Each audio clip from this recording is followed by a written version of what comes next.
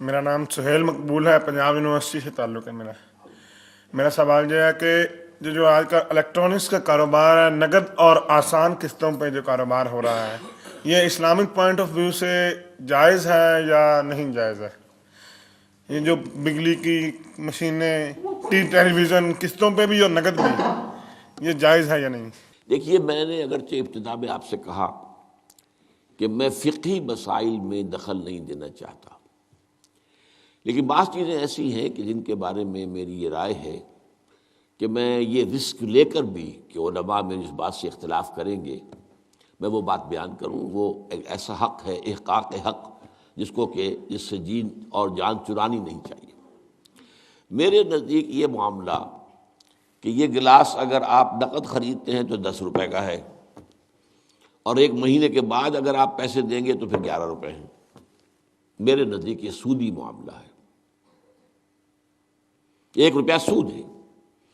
یہ ایسے ہی ہے کہ آپ نے کسی کو 10 روپے قرض دیے اور 1 مہینے کی مدت کے حوالے سے 1 روپیہ بڑھ گیا۔ سود اور کس کو کہتے ہیں؟ لیکن بدقسمتی سے فقہ حنفی کی روح سے یہ جائز ہے، لہذا علماء کا فتویٰ موجود ہے ان لوگوں کے لیے۔ اب سود کو کس طرح کیا گیا ہے؟ سرکموینٹ کرنا جو ہے سود کو۔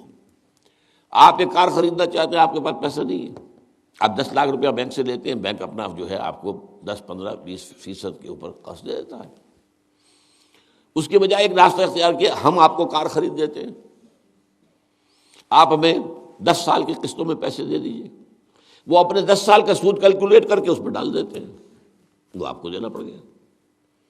تو یہ صرف ایسے ہی ہے کہ ناک کو سیدھا پکڑ لیا جائے، یا یہ کہ پھرا کر ہاتھ جو ہے گردن سے، میرا تو ہاتھ نہیں پہنچتا، لیکن یہ کہ بہرحال جن کے پہنچ جاتے ہیں ہاتھ، وہ اس کو جائز کیے بیٹھے۔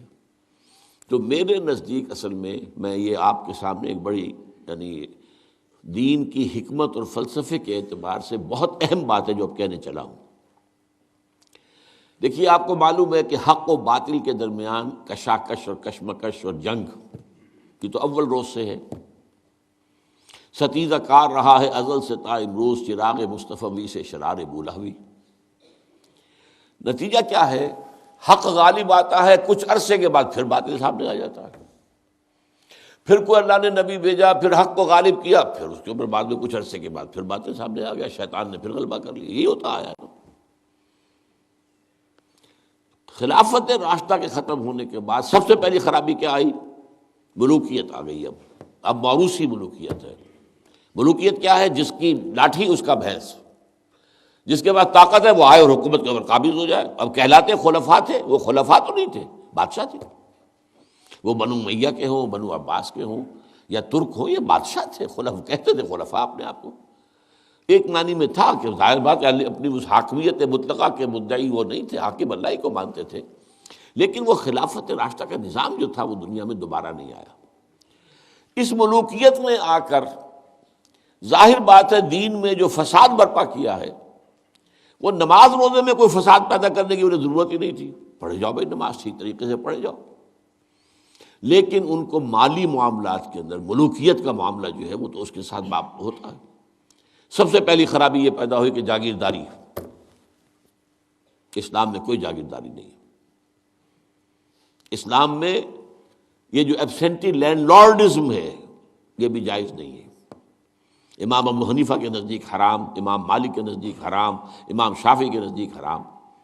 لیکن یہ ہے کہ قاضی ابو یوسف صاحب نے، جو امام ابو حنیفہ کے شاگرد تھے، اور امام محمد وہ بھی دوسرے شاگرد تھے، انہوں نے فتویٰ دیا جواز کا، کچھ شرطیں لگا کر، اس لیے کہ ملوکیت جو ہے وہ جاگیرداری کے بل پر چلتی تھی۔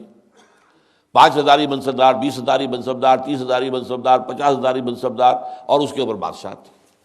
ظاہر بات ہے کہ اس میں تو اس کی ضرورت تھی کہ لوگ جو ہے کاشت کریں دوسرے کے لیے۔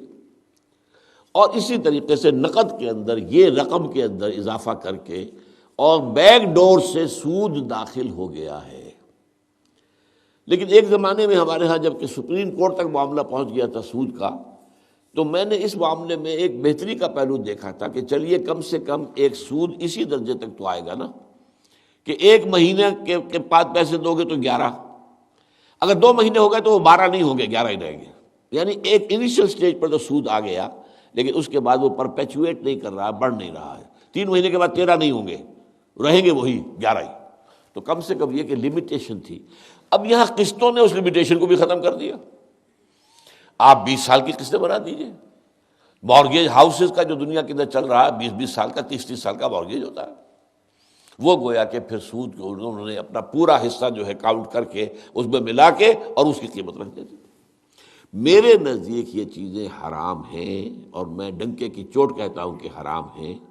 لیکن چونکہ علماء کے فتوے موجود ہیں تو لہٰذا میں کیا کروں گا، جو بھی کر رہے ہیں اب ان کی طرف سے جواب دہی اللہ کے ہاں پھر علماء ہی کو کرنی پڑے گی.